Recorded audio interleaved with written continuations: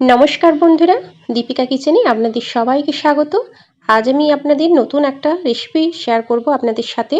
তো আমি এখানে সুজি আর গাজর দিয়ে দারুণ একটা ব্রেকফাস্টও বলতে পারেন, বা পিঠের রেসিপিও বলতে পারেন, বা মিষ্টিও বলতে পারেন। এটা কিন্তু খুব সহজ বানানো এবং খেতেও কিন্তু খুবই টেস্টি আর একদম নরম তুলতুলে হয়। দেখেই বুঝতে পারছেন, সুজির জিনিস তো সবসময়ই নরম হয়। তো চলুন রেসিপিটা শুরু করি। আর সম্পূর্ণ রেসিপিটা দেখার কিন্তু অনুরোধ রইল। আশা করি আপনাদের ভালো লাগবে। তো তার জন্য ভালো লাগলে অবশ্যই একটা কিন্তু লাইক করবেন। চলুন তাহলে রেসিপিটা শুরু করি। আমি একটা মিক্সির জার নিয়েছি, আর এখানে নিয়ে নেব ছোট একটা কাপে 1 কাপ সুজি। আমি প্রায় 50 গ্রাম মতো সুজিটা নিয়েছি। আর যে কাপটাতে আমি সুজি নিলাম ওই কাপেরই 1 কাপ দিয়ে দেব জল।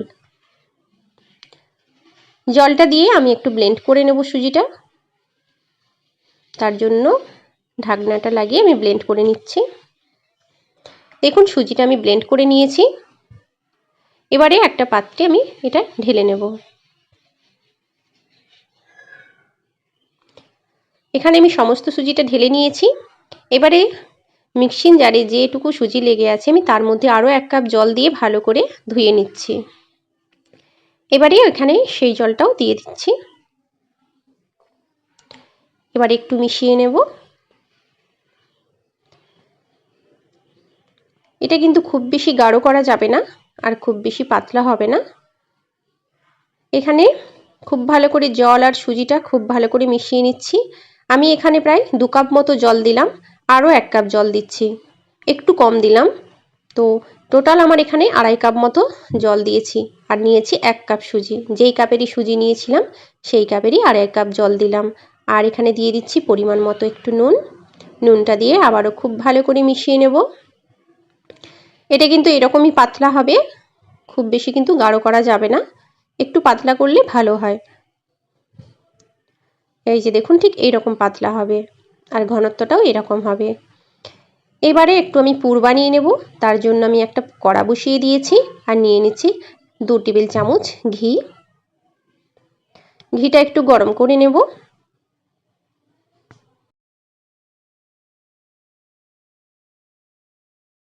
ঘিটা গরম করে আমি এখানে গ্রেট করে রাখা গাজরটা দিয়ে দিয়েছি। আমি এখানে 2টো মতো গাজর নিয়েছিলাম, আর খুব ভালো করে দেখুন আমি গ্রেট করে নিয়েছি।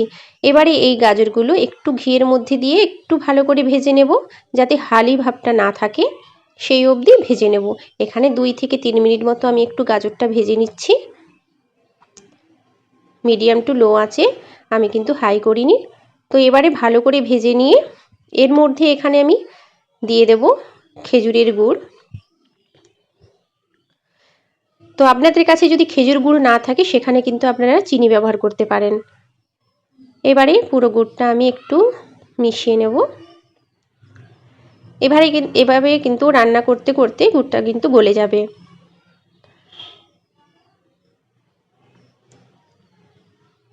খুব ভালো করে আমি নাড়াচাড়া করে গুড়টা কিন্তু গলিয়ে নিচ্ছি।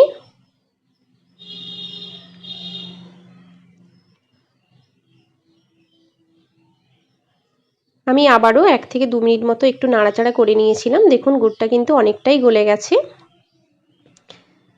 এবারে এখানে আমি দিয়ে দেব যে কাপের আমি সুজি নিয়েছিলাম সেই কাপেরই 1 কাপ গুঁড়ো দুধ। আপনাদের কাছে যদি গুঁড়ো দুধ না থাকে তাহলে কিন্তু লিকুইড দুধও দিতে পারেন, সেক্ষেত্রেও ভালো লাগবে। এবারে আমি সমস্ত উপকরণগুলো একসাথে মিশিয়ে নিচ্ছি খুব ভালো করে।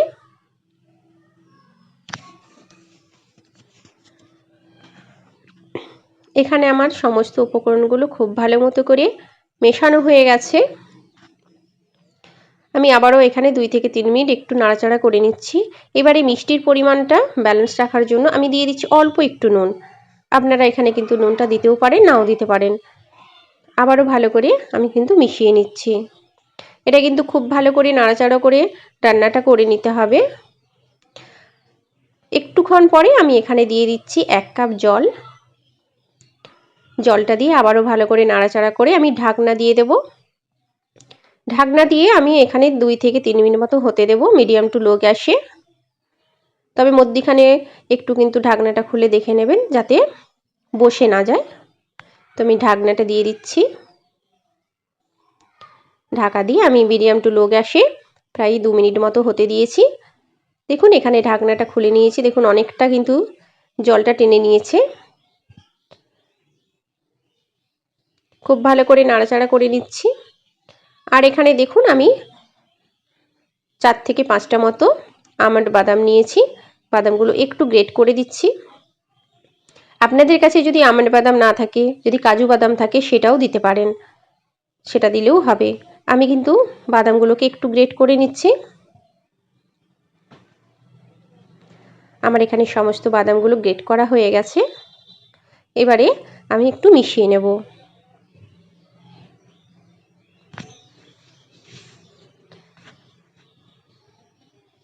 পুরটা বানাতে প্রায় 4 থেকে 5 মিনিট মতো একটু সময় লাগে, কারণ একটু ভালো করে না মিশিয়ে ভালো করে না রান্না করলে কিন্তু পুরটা ঠিকমতো রেডি হবে না। তো দেখুন অনেকটাই শক্ত হয়ে গেছে, আমি আর একটু নাড়াচাড়া করে আর একটু শক্ত করে নেব। দেখুন এখানে প্রায় অনেকটাই শক্ত হয়ে গেছে। এবারে আমি এটা নামিয়ে নেব। পুরটা আমার রেডি হয়ে গেছে। এবারে ব্রেকফাস্টটা বানানোর জন্য আমি একটা তাওয়া বসিয়ে দিয়েছি। তাওয়াতে দিয়ে দেব 1 চামচ সাদা তেল। সাদা তেলটা পুরো তাওয়াতে আমি একটু ছড়িয়ে নিচ্ছি এভাবে। আপনাদের কাছে যদি ব্রাশ থাকে তাহলে ব্রাশ দিয়ে আপনারা এইভাবে কিন্তু মাখিয়ে নিতে পারেন। তেলটা একটু গরম করে নেব। এবারে যে মিশ্রণটা আমি বানিয়ে রেখেছিলাম সুজির, সেই সুজিটা কিন্তু আমি এখানে 2 চাটু দিয়ে দিচ্ছি। দিয়ে এবারে কিন্তু এভাবে চাড়িয়ে নেব একদম রুটির মতো।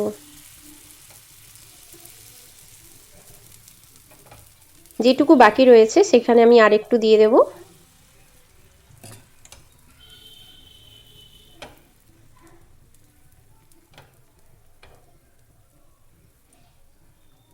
এটা কিন্তু দেওয়ার পরে 1 থেকে 2 মিনিট মতো হতে দিতে হবে।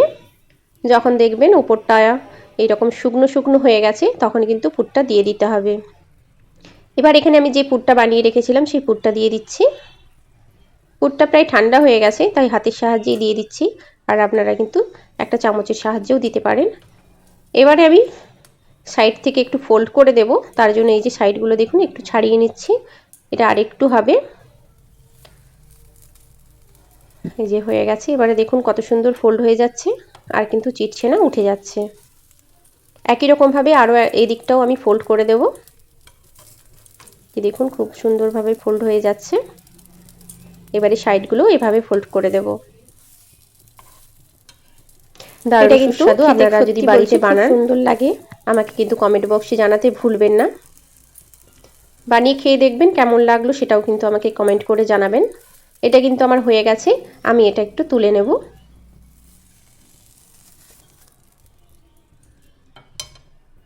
আমি আরও একটা একই রকমভাবে বানিয়ে আপনাদের দেখাচ্ছি যাতে আপনাদের বুঝতে সুবিধে হয়। তার জন্য আমি এখানে সবার প্রথমে আবারও একটু তেল দিয়ে দিচ্ছি। তেলটা ব্রাশ করে নেব।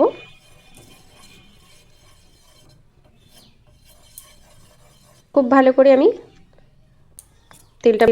তেলটা ব্রাশ করে নিয়েছি। এবারে একই রকমভাবে আমি এখানে আবারও 2 চাটু মিশ্রণটা দিয়ে দিচ্ছি। দিয়ে এভাবে তাওয়াটা কিন্তু ঘুরিয়ে ঘুরিয়ে আমি একটু চাড়িয়ে নিচ্ছি। আর এখানে কিন্তু একবারে বেশি পরিমাণ দিয়ে দিলেও 2 চাটুর জায়গায় যদি 3 চাটু দেন তাহলে হয়তো ঠিকঠাক হয়ে যাবে। আমার তাওয়াটা একটু বড় ছিল তাই কম পড়ে যাচ্ছে, তো সেক্ষেত্রে অসুবিধা কিছু নেই। তো আবারও এরকম সাইড থেকে দিয়ে দিলে কিন্তু ঠিকঠাকভাবে হয়ে যাবে। দেখুন এটাও কিন্তু 2 থেকে 3 মিনিট মতো আমি রান্না করে নিয়েছিলাম, শুকিয়ে গেছে ওপরটা। আবারও একই রকমভাবে কিন্তু আমি পুরটা দিয়ে ফোল্ড করে নেব।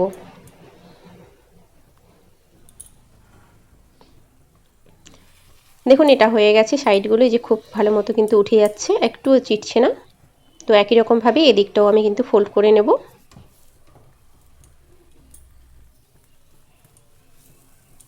যে দেখুন খুব সুন্দরভাবে ফোল্ড হয়ে যাচ্ছে।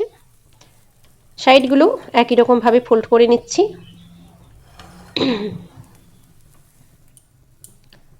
একটু সাইড হয়ে গিয়েছিল, আমি একটু হাত দিয়ে সোজা করে নিচ্ছি।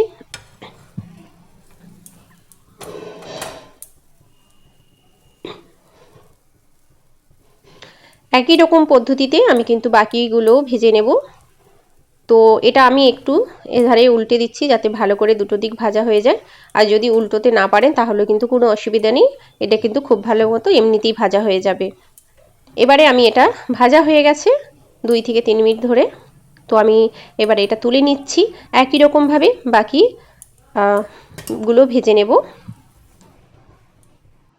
দেখুন এখানে আমি সবগুলো ভেজে নিয়েছি। তার জন্য আমি যে পরিমাণ সুজিটা নিয়েছিলাম তা থেকে প্রায় আমার 3টে মতো হয়েছে। তো আপনারা কিন্তু এখানে বেশি পরিমাণও নিতে পারেন। তো বেশি পরিমাণ সুজিটা নিলে বেশি পরিমাণ হবে। তো দেখুন, দেখেই বুঝতে পারছেন কতটা সুন্দর, ভেতর থেকে পুরটা কতটা ভালো তো দেখাই যাচ্ছে। তো আমার রেসিপিটা আপনাদের কেমন লাগলো কমেন্ট করে জানাতে ভুলবেন না। আমি কিন্তু খুব সাধারণভাবে খুব সহজভাবে রেসিপিটা আপনাদের সাথে শেয়ার করলাম। আশা করি আপনাদের ভালো লাগবে। আর সম্পূর্ণ ভিডিওটা দেখার জন্য অসংখ্য ধন্যবাদ। ভালো লাগলে কিন্তু সাবস্ক্রাইব করে বন্ধু হয়ে পাশে থাকবেন। সবাই ভালো থাকবেন, সুস্থ থাকবেন। নমস্কার।